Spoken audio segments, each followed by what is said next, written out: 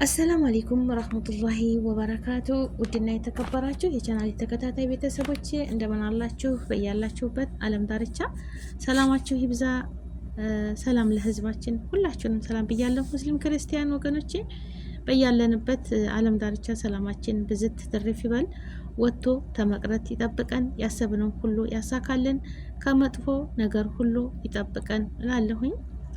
ውዶችዬ አገራችንን ሰላም ያድርግልን።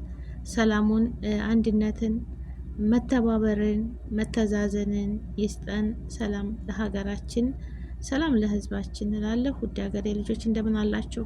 እኔ ጋር አልሐምዱሊላ።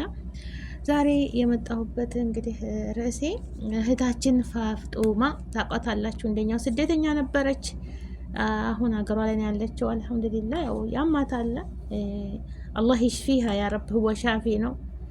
አላህ ያድናት። የታመመውን ሰው ሁሉ አላህ ያድነው። በነገራችን ላይ የህመም ከይር የለውም። አላህ ሱብሃነ ወተዓላ ሙሉ ጤናዋን አፍያዋን ይመልስላት። የሰው ልጅ አፍያ ነው የሚያስፈልገው። በዚች ምድር ላይ ጤና ስንሆን ነው ሁሉን ነገር ማድረግ የምንችለው። አለበለዚያ ጤናችን ተታወከ ሁሉም ሰው ራሱን ህመሙን ነው የሚያዳምጠው። ሀቂቃተን ማለት ነው። እንቅልፍ እንኳ መተኛት አንችልም። ለምን? በሽታችን ብቻ ነው የምናዳምጠውና አላህ ተመጥፎ ነገር ይሰውረን። አፍያ ጤናችንን ይስጠን። ይስጣችሁ። ፋፊንም አላህ ያሽራት።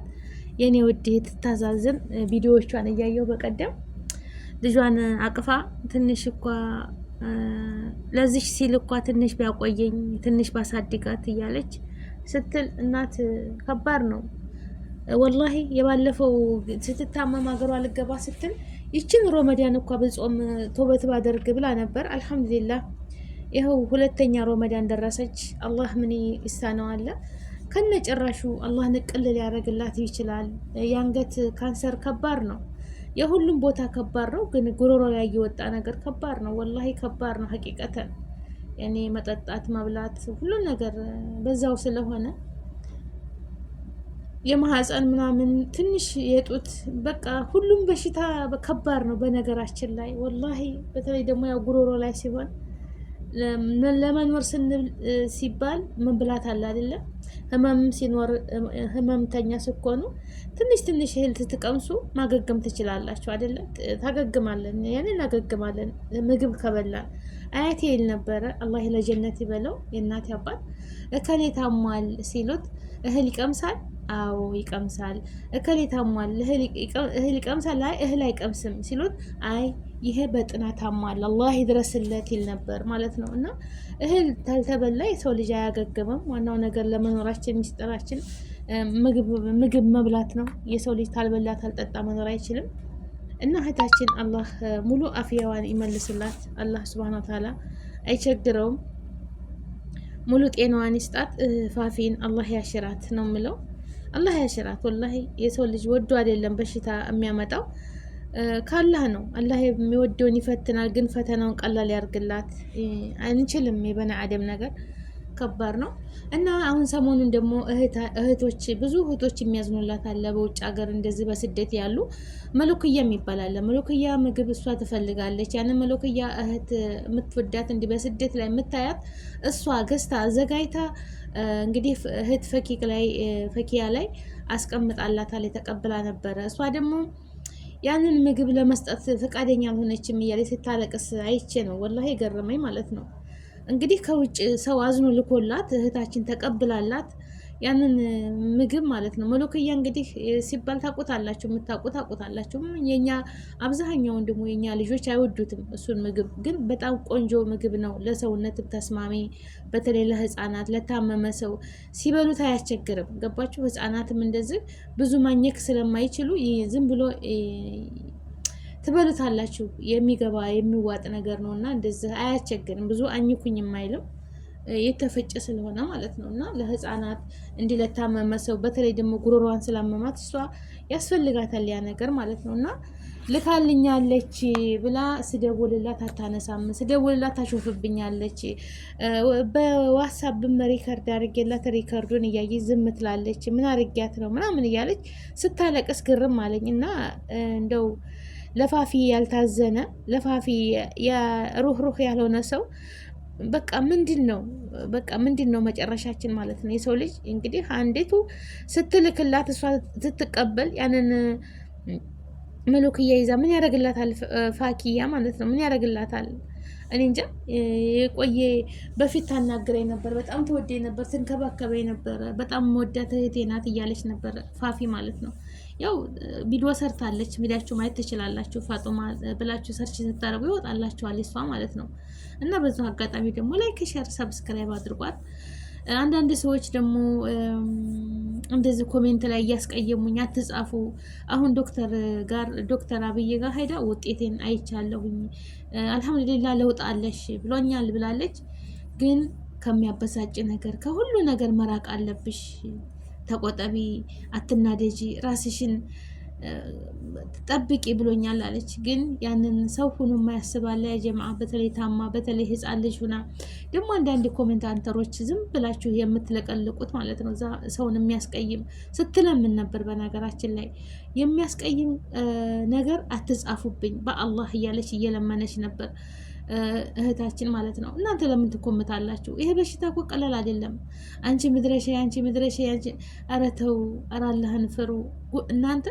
አልሐምዱሊላህ ይሄንን ለኛ አልሰጠህንም፣ እሷንም ማሽራት እኛንም ጠብቀን ማለት ሲገባችሁ እንደው መጥፎ ኮሜንት የምትጽፉ አላህ እጃችሁን ሰላም አድርጎላችሁ ማለት ነው። በተለይ ደግሞ በታመመ ሰው ላይ በቃ የታመመ ሰው እኮ አብሽር ይሻልሃል፣ ነገ ሌላ ቀን ነው፣ ጠንካራ ሁኚ የኔ ውድ አይዞሽ ማለት ሲገባችሁ ያልሆነ በቃ አንቺ ለማኝ፣ አንቺ ምድረሻ፣ አንቺ እንደዚህ የምትሉት ነገር እሷን ይሰብራታል። ፋፊም ማለት ነው ይሰብራታል። ያኔ የሰው ልጅ እኔ እንጃ መሆን የለበትም እንደዛ እያላችሁ የሰው ልጅ ልብ ባታቆስሉ ባይነኝ። ወድ አይደለም እሷ ይሄን በሽታ ያመጣችው አላህ ስብሓን ወተዓላ ወዶና ፈቅዶ ሰጣት። አላህ ደግሞ ንቅል እስከሚያደርግላት ድረስ ከቻላችሁ አግዟት፣ ካልቻላችሁ ደግሞ ቤቷ ሄዳችሁ አትስደቧት ማለት ነው። እና እህት ፋኪያ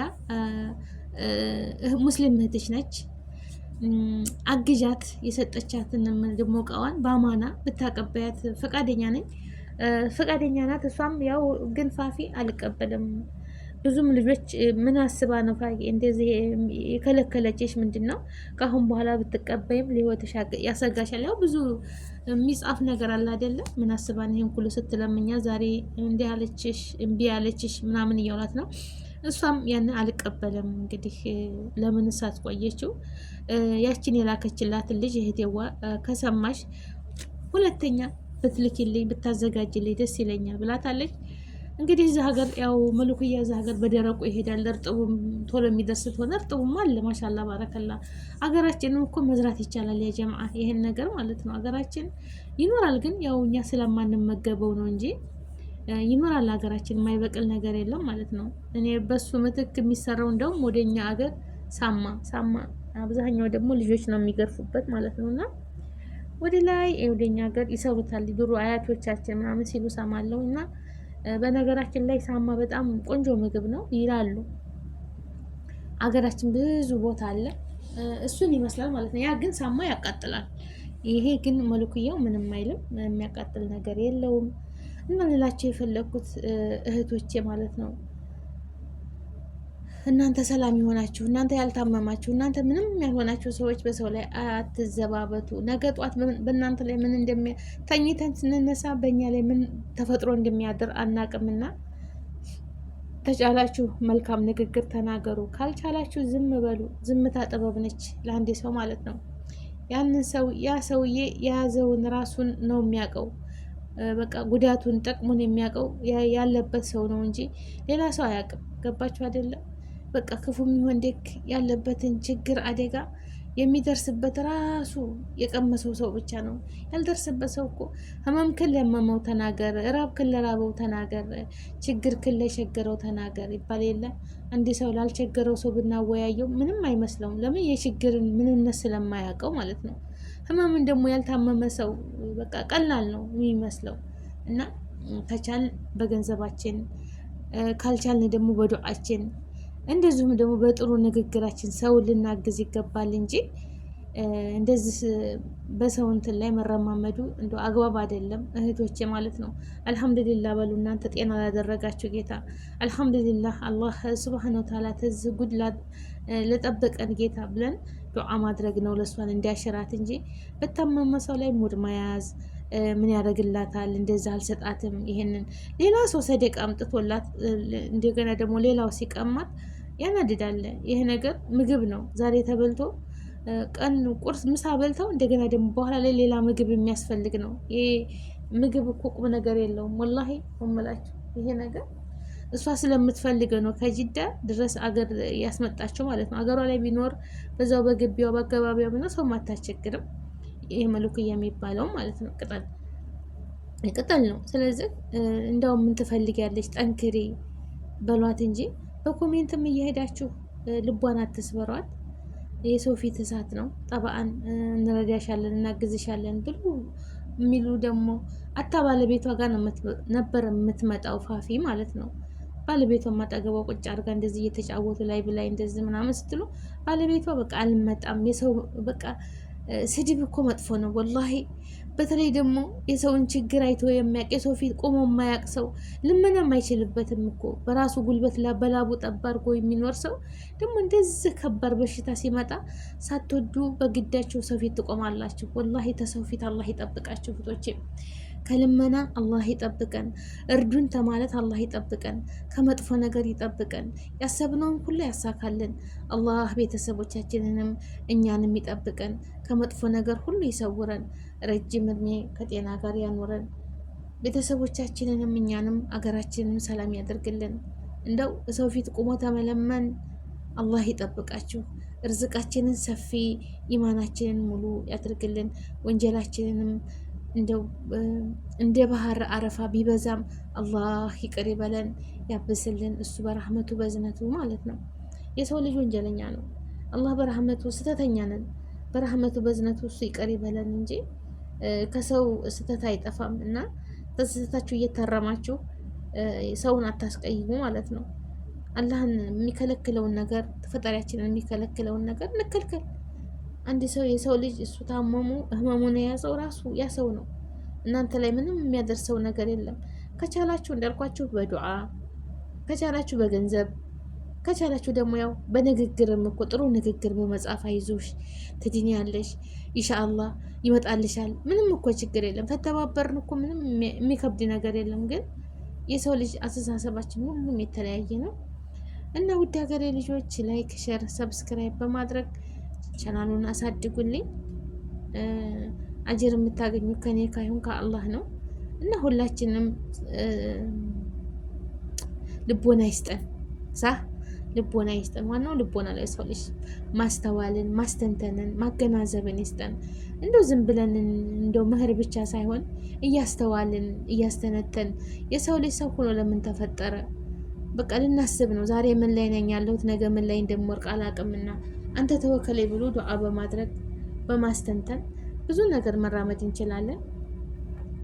ውድ ሀገሬ ልጆች እና ላይክ፣ ሼር፣ ሰብስክራይብ እያደረጋችሁ ቻናሉን አሳድጉልኝ። አላህ ይጠብቃችሁ እና ፋኪያ እህቴ ልቦና ይስጥሽ። እውነት አጥፍተሽ ተሆነ ይቅርታ ፋፊዬ፣ ይቅርታ በያት። ከይቅርታ በላይ ሌላ ነገር የለም። አፉ ተባባሉ።